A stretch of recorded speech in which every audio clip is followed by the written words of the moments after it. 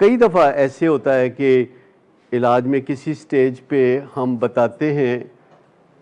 اپنے کلائنٹس کو کہ آپ کے بچے کو صرف نشے کا مسئلہ نہیں،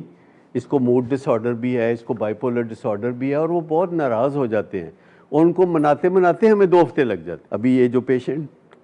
ہمارے پاس تھائی لینڈ سے محمد آیا تھا، اور جو ان کے والدین سعودیہ سے آئے تھے، تو ان کو جب ہم نے تقریباً 70ویں دن کہ اس کو چونکہ بائیپولر، ہم نے سوچا کہ ہم نے بات ان سے کی ہوئی ہے اور ہم نے کی ہوئی تھی، پر انہوں نے کہا جی اسی تو سنی نہیں گل، پہلے تو تسی ان کہہ دیتا ہے کہ انہوں بائیپولر ڈس آرڈر بھی ہے۔ اب یقین کریں کہ 3 ویکس لگے ان کو یہ سمجھانے میں کہ کوئی ایڈی قیامت نہیں ہوندی، اور آخر کار وہ سمجھ گئے اور پیشنٹ بھی سمجھ گیا اور نارمل زندگی گزارنا شروع کر دی۔ بائیپولر ڈس آرڈر کوئی ایسی خطرناک بیماری نہیں ہے، میں آپ کو بتاؤں،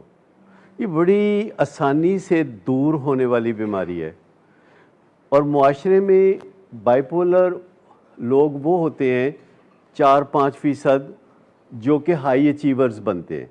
پہلی بات تو یہ نوٹ کر لیں کہ معاشرے میں صرف 4% لوگ ہوتے ہیں جو ہائی اچیورز بنتے ہیں، اور یہ سارے بائیپولر ہوتے ہیں۔ مثلاً میں تو یہ سارے بائیپولر ہوتے ہیں، لیکن پھر اگر ہم اپنی نیند کی حفاظت نہیں کریں گے، اپنے تعلقات کی حفاظت نہیں کریں گے، اپنے آپ کو غیر ضروری طور پر تھکائیں گے، اپنے کھانے پینے کا خیال نہیں رکھیں گے، ایکسرسائز نہیں کریں گے، تو امکان ہے کہ یہ بائیپولر ڈس آرڈر میں بدل جائے گا۔ جیسے اچھی والی ٹریفک جو ہے ٹریفک ڈس آرڈر میں بدل جاتی ہے، ٹریفک پھنس جاتی ہے، کئی گھنٹے نہیں نکلتی، تو یہ جذبات کی ٹریفک پھنس جاتی ہے، اور جذبات جو ہے الجھ کر ادھر ادھر بکھرنے لگتے ہیں، کبھی غصہ آنے لگتا ہے، وجہ سمجھ نہیں لگتی، کبھی شیم ہونے لگتی ہے، اس کی سمجھ نہیں لگتی، کبھی ڈپریشن ہوتی ہے، کبھی انگزائٹی ہوتی ہے، اور سمجھ نہیں لگتی کہ یہ کس وجہ سے ایسا ہو رہا ہے۔ تو یہ کوئی ایسی قیامت والی بات نہیں، جو بائیپولر ڈس آرڈر میں چلا جاتا ہے تو وہ بائیپولر ان آرڈر میں بھی آ سکتا ہے، اور اس کے لیے کوئی بہت زیادہ مشکل کام نہیں ہے۔ جو بندہ بھی بائیپولر ڈس آرڈر میں ہے اور رات کو 8 بجے سونا شروع کر دے اور سویرے 5 بجے اٹھنا شروع کر دے، تو سمجھے کہ وہ بائیپولر ان آرڈر میں آ گیا، اور اس کی دوائیاں بھی چھوٹ جاتی ہیں۔ لیکن یہ کہنا آسان اور کرنا مشکل ہے کہ سویرے 5 بجے اٹھنا اور رات کو 8 بجے سو جانا،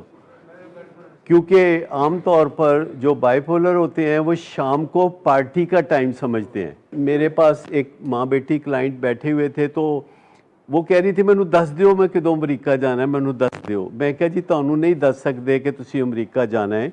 کیونکہ جے تانوں دس دیتا تے تسی دن گنن لگ پاؤ گے، کرو گے کچھ نہیں، تو آپ کو بتایا نہیں جا سکتا۔ آپ کو ہم صرف یہ کہتے ہیں کہ سوبر ہو جائیں، ریکور ہو جائیں۔ انہوں نے کہا جی کیویں پتہ لگے گا کہ میں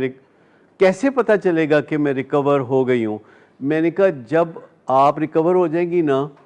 تو آپ کے ایک روئیں سے آپ کے مسام سے یہ ایگزیوڈ ہوگا، جیسے پسینہ نہیں نکلتا، کہ آپ ریکور ہو گئی ہیں۔ کہتے نہیں یہ تے گول بول گل ہوئی نا، مینوں دسو کیسے پتہ چلے گا؟ میں نے کہا جب آپ ماں بیٹی کے درمیان ہارمنی نظر آئے، جب آپ اپنی والدہ کے ساتھ بہت احترام اور کا رشتہ قائم کر لیں، جب آپ ایک دوسرے کو دیکھیں تو آپ کو ٹھنڈ پڑے، اور آپ کی ماں آپ سے نہ چھپتی پھرے اور آپ اپنی ماں سے نہ چھپتی پھریں، تو بہت ساری نشانیاں ہیں۔ میری ایک کلائنٹ ہے یو کے سے، وہ میرے ساتھ کاؤنسلنگ کرتی ہیں۔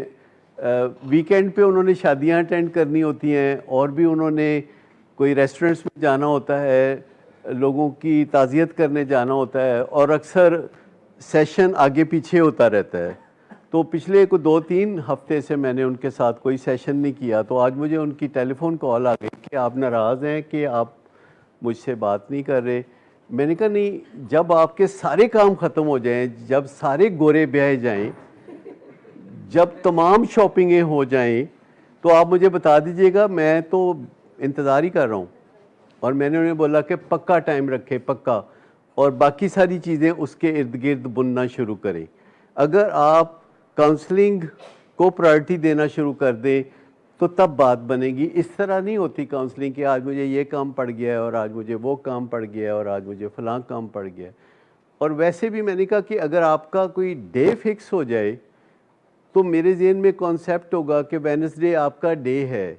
اور مجھے اس کی تیاری کرنی ہے۔ کہتی آپ نے بھی کوئی تیاری کرنی ہوتی ہے، تو میں کیا کہ میں کوئی نلکا،